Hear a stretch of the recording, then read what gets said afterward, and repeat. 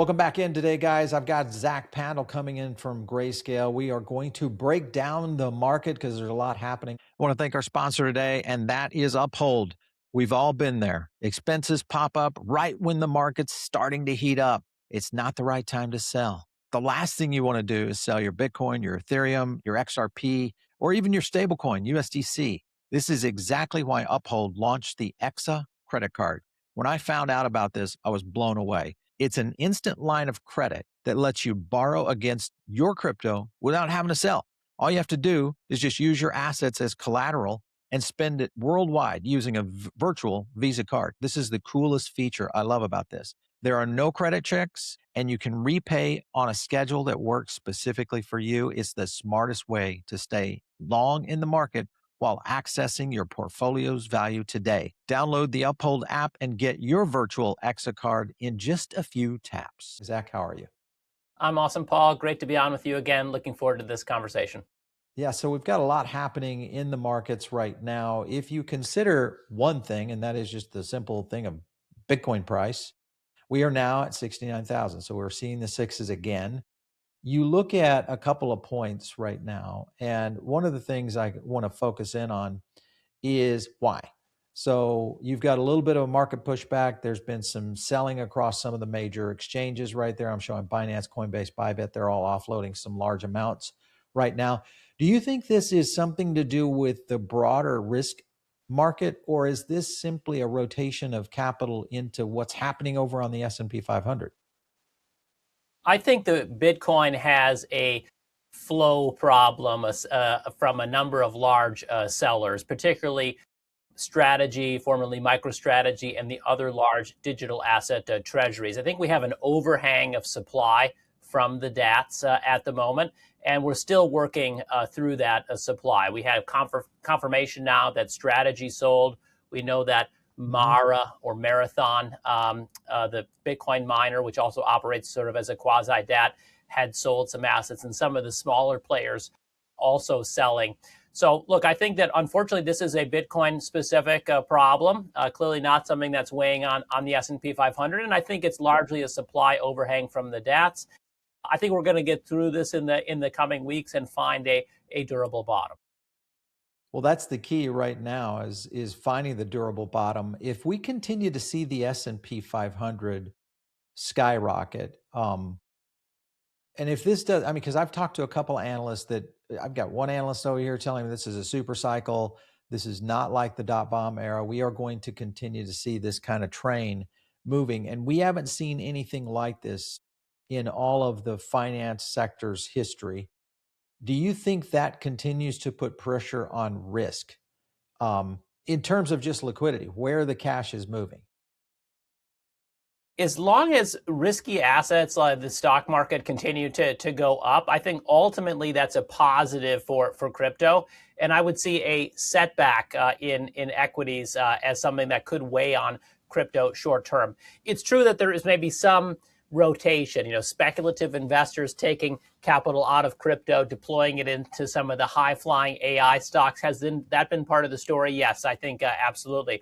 But it'd be a pretty unusual situation if the equity market continued to make new highs driven by AI, and this other part of the market, digital assets, which is complementary to AI, didn't ultimately participate in that trade. So look, I think that crypto is going to catch up to the move in equities here over the coming months. It may take a few catalysts, some of the things that we'll talk about, clarity, maybe getting through this supply overhang. But rather than crypto staying depressed while equities take off, I ultimately think that there's a pretty good chance we catch up to the boom that we see in stocks. You look at Tom Lee's narrative here, and we've talked about it before. He has this three-phase idea. But he's also referencing the tailwinds that he thinks are sustainable, which is what has happened to drive us to 7,600. He's also talking about U.S. GDP growth is accelerating. So this economy is not slowing down. And then the timing is, he's saying, leads into a raging bull in 2027 and beyond. Do you think that is, would you put that timeline as the same as what Lee is pointing to, or do you see a different framework here? Look, I love Tom Lee's work, and I agree with a lot of that. I could see crypto recovering sooner than 2027. I'm more optimistic, I think, on the shorter term outlook. The only thing I would add to that framework is I think both crypto and the equity market has some Fed risk over the Yeah. shorter term. Inflation is still running relatively high. We don't have a resolution in the Iran conflict, so it's hard to be confident that oil prices will come down. So there is some risk that the Federal Reserve needs to at least talk about higher rates. That could be the one thing that's a speed bump to risky assets over the Yeah, coming for months. It's sure. something I'm a little nervous about, to be honest. Yeah, I'm nervous, but I just saw some big data. Obviously, we're down here in Florida. I tweeted about this morning, is that this is almost recessionary price action that's happening in the real estate market here Mm. in Florida. And what I mean by that is that right now, it's almost 12% of homes in Florida have either lowered their price or actively lowering their price right now, which is very indicative of a risk on market, which is what, or risk off market, which is what we're seeing now in real estate in Florida, which has been mostly bulletproof against these kind of things. If a rate hike were to come in, come on, that would just absolutely put a bombshell in the middle of the real estate market, wouldn't you think?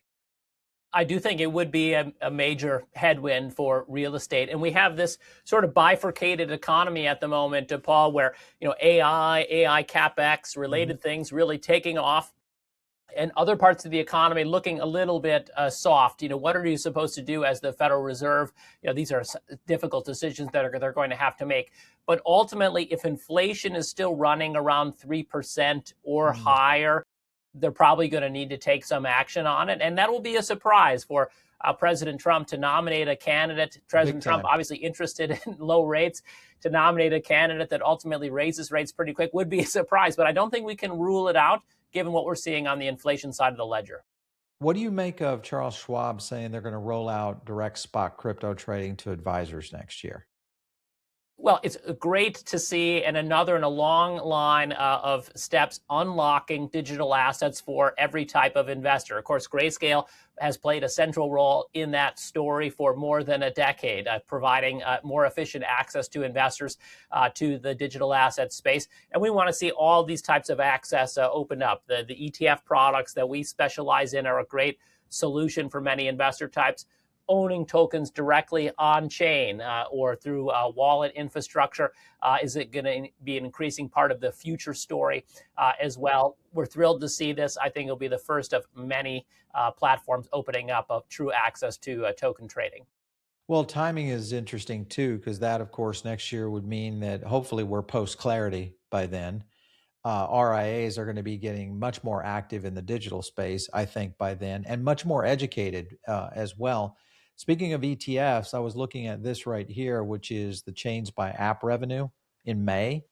Solana leading the way. I know you guys have ETFs around a lot of these. Hyperliquid comes at number two, but Solana was up 91 million, almost double Hyperliquid. That blew me away when you saw the app revenue just in May.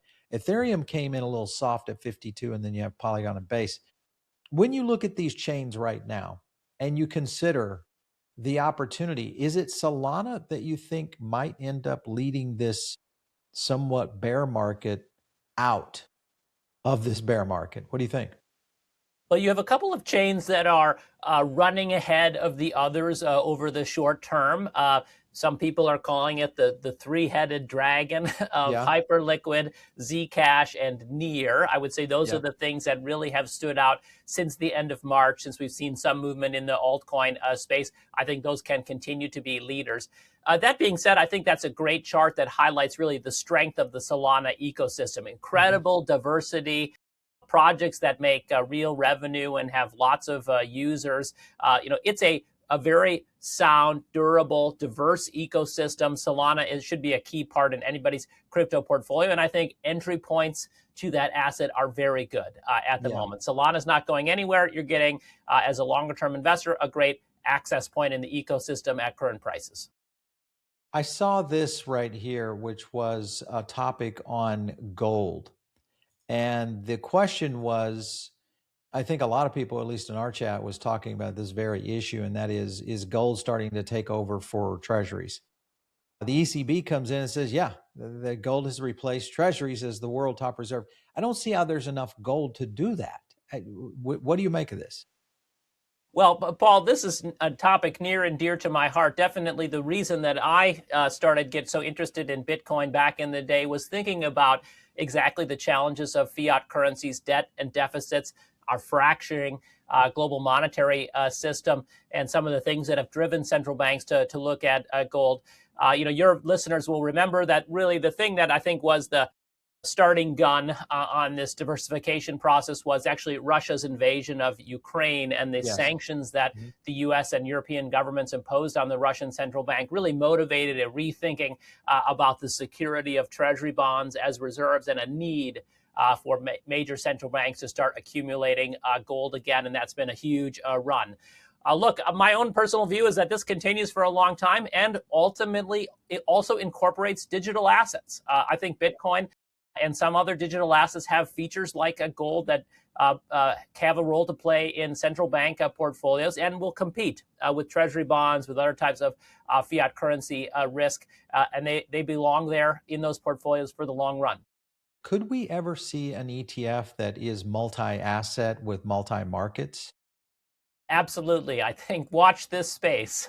I think you will see portfolios that blend both equities and crypto exposures for different themes. I don't want to overshare here at this moment, but I think you will see more of that. And also sort of asset allocation type products that look across the spectrum and incorporate digital assets. I think that absolutely will be part of the next phase of product innovation for digital assets. Well, a lot of that is going to be critical in terms of what's going on with Clarity, because the Clarity Act is entering a very, very important 4-week window right now. The Senate returns back to DC, and they're expected to resume on Clarity right now. The question really, because we had and I'll show you the poly market. Actually, let me bring it up real quick, because this was a little bit surprising on where poly market was on Clarity, and I'll show the week on this for you guys that might be listening in the audio. It started right around 61. We had kind of peaked around right there on May. Yeah. So you're looking at around May 31st, around 61%. And then it dove over the weekend, and we saw a very low point right here just yesterday, which was holding it at a 49% chance. And it has bounced back today, and it's holding at 55. So why do you think the erratic nature first? And do you think that Congress is going to get this on the floor before the midterms? I think clarity is coming, and I think that we're going to see rapid progress over the next month or two. It's not a done deal, and there are obviously people opposing the legislation, as we've talked about in the past.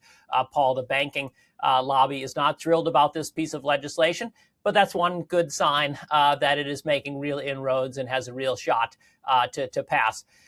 Look, my personal odds are higher and more stable than the poly market contract. I think as much as I love poly market, I look at these charts myself. So, the liquidity on some of these contracts are a bit low. And so we just need to be careful not to overinterpret them. Yeah. I think maybe the gyrations reflect just people are a little unsure and it's a thin market. But we're going to see big steps over the coming weeks. To me, the biggest piece of news recently was Jamie Dimon and some of the other key constituents in the bank lobby really coming out so forcefully against Clarity is a sign that they need to spend their time, their effort, their lobbying dollars on this topic, because it's very important and it's probably likely going to pass. So, we will see how the next couple of months shake out. I hope that this passes. I think this will pass.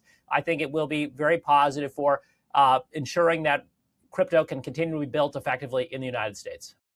This was an odd video that came in from the chief policy officer over at Coinbase. And what he was talking about was that it was almost, because we all heard the words come out of Jamie Dimon's mouth about Coinbase, Brian Armstrong. Wasn't nice. But at the same time, it's as if Coinbase is trying to play kind of nice with the banks, saying, hey, every big bank is going to get into this crypto sector. This is after those statements. So I'm getting mixed signals here as to what's actually going on up there. Is this all theater? I'm beginning to wonder if this is all theater going forward. So Well, I think you not can crazy. assume that things that happen in Washington are mostly theater, and I'll leave that to the professionals and the lobbyists. My judgment as a market analyst is to try to give my best guess odds on this thing Yeah, happening or not, and I feel pretty good about it. That's my judgment I at like this it. point. Yeah, I like it. Listen, we got to talk about XRP ETFs continuing to be on the move here right now. We've got some big winners right now. Bitwise leads out with the largest position, at least in XRP. Franklin Templeton holding number 2, Canary. You guys coming in at number 4. So growth is still coming in pretty aggressively. And this right here was pretty interesting because we've talked about this before with some other analysts, and it was trying to predict where XRP's total assets, net assets, would be, crossing now 1.1 billion, coming in hot. So where do you think this ends up? All ETFs by end of year holding XRP. Where do you think this ends up? Yeah, good question. I think it's a good highlight, Paul. The XRP ETFs have been popular with investors lately and have seen inflows, while some of the other products have seen outflows. So I think one Right. of the advantages here is diversification in a crypto portfolio.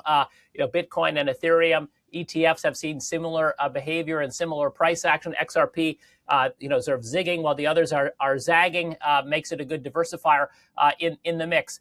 In terms of where this is going, look, I think some rough benchmarks can be the percent of assets that are held in the Bitcoin and Ethereum ETFs that are a little bit further along. That's in the zone of 5-6% or so at any given month. I think probably that's the shorter term direction of travel for XRP. Other Okay. altcoins is heading in that direction of total assets, and then probably more growth over time. But I would expect to get to 5-6% of the outstanding circulating supply, and then we'll see. We'll see what investor appetite looks Of like both, over time. when you say to 5 to 6% of outstanding supply, of both assets accumulative or each individual asset?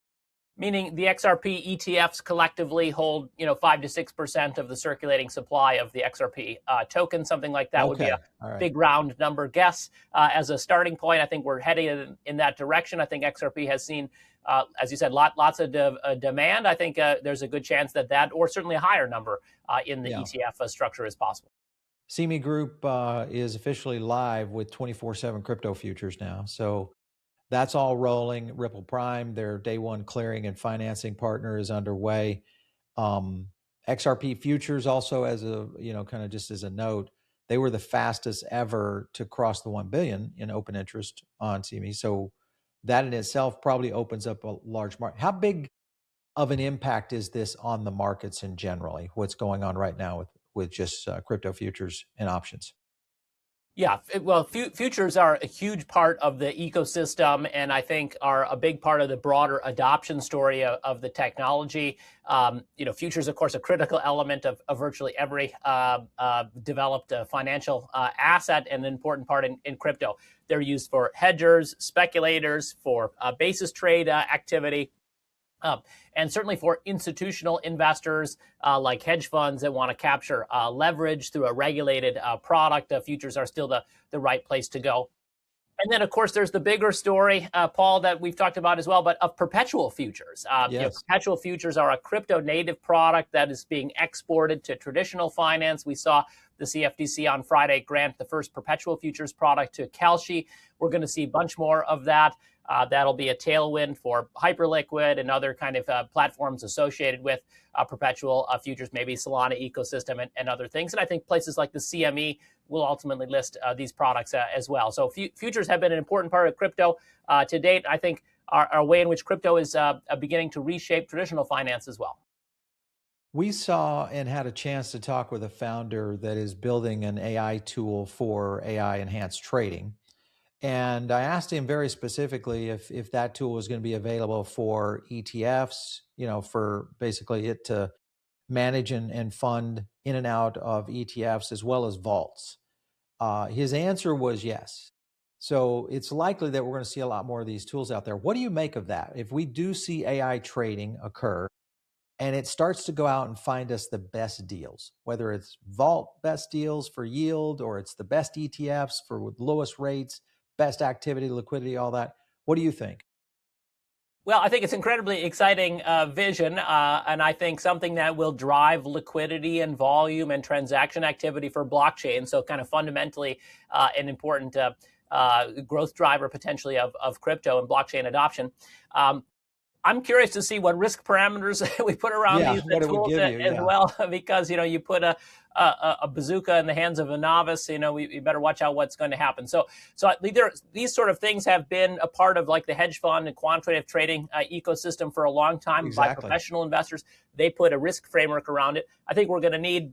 If AI agents are deploying capital for the everyman like myself, I hope that's the case, but I want to make sure I have a fulsome risk framework around it also. Listen, I did a full test on it last week in paper mode, which is where it's basically trading, fictitious portfolios. I got absolutely demolished. So I'm not totally in on it just yet, but there were some wins within it, but not enough to be able to make that like a successful test. I think you're right. I think the key is it's going to be one, it's going to have to learn and understand the market dynamics are so fluid right now. And to be able to keep up with that, I don't know. I'm still on the fence as to how it's going to be super efficient. Now, tactical measurements like, hey, go out and buy this asset and find me the best rate. That's just, a skill that I'm assigning to the AI to do rather than asking it to go out and make the purchase for me. So I think you're right. It's going to be an intriguing next step forward. What is new for Grayscale? Do you guys have anything coming out that you can talk about today? Well, I should not hesitate to highlight our hyperliquid ETF Yep. that will launch momentarily. We are thrilled about the hyperliquid ecosystem. I think really the breakout success story of this cycle in digital assets, showing the power of blockchain technology to do something great with a financial derivative, perpetual futures, a place where customers are really cutthroat and very focused on best execution, best price, et Exactly. cetera. Hyperliquid is showing you can do that with a blockchain. I think that's why it's making big waves in traditional finance on Wall Street. We think investors are going to be very interested in our hyperliquid ETF launching momentarily. Well, I think the TradFi gets it, because like you mentioned earlier, is they've already been down the track of quant trading, so they understand, kind of the model of what is being done right now, not only with Hyperliquid, but what we're going to see in perps here very quickly, I think, in the US market. So this could get a little crazy pretty quickly, for sure. Where do you see this in, say, 6 months? Yeah, great question. So the Hyperliquid product, I'll just mention the ticker. It's HYPG, HYPG, launching very shortly. Please take a look out for it. I think the key thing, Paul, is the kind of regulatory unlocks that'll happen for this ecosystem and related ecosystems. Hyperliquid, as your listeners know, specializes in perpetual futures, and it's a decentralized Right. exchange. Two areas where there's regulatory ambiguity in the US market. We are unlocking the first door for perpetual futures right now. That's what the CFT announcement last Friday was all about. And we're going to, we think, unlock that second door, access to decentralized exchanges for US investors over the coming quarters as well. So I think that's where we're heading, is kind of regulatory change, facilitating professional access to platforms like Hyperliquid over the coming year or so. Exactly what we want to see. That's the whole goal, is to build Yeah. great technology, bring those benefits to users in a way that's safe and regulated. I think that's what we're going to see over the coming months. Hyperliquid, an important part of that story. We're delighted to be along for the ride. Man, I'm getting so much input from investment advisors that are in our community, and they are telling me that the demand right now from investors, I'm talking about whether it's family offices, high net worth individuals, or just people that are looking to trade, has really accelerated in terms of digital assets, even though the market is coming down. So Couldn't agree more with that, Paul. My day to day is so different than what I read on crypto Twitter. I know it's You know, crazy. uh, you know, professional investors are looking at regulatory clarity. They're looking at the adoption metrics. They're looking at the clear use cases like stablecoins and tokenized assets. And they're saying now is the time. Now is the time that I make the leap into crypto. I'm having that conversation literally every single day here. It's hard to be downbeat about the outlook for this asset class doing my role at Grayscale. Hey, listen, we're going to be watching this and a whole lot more this week because there is a busy week ahead of us, knowing obviously what is happening in DC. This, of course, gets into all these new financial tools coming in. Zach, thanks for coming in and chatting about it. We appreciate it. My pleasure as always, Paul. Great to see you.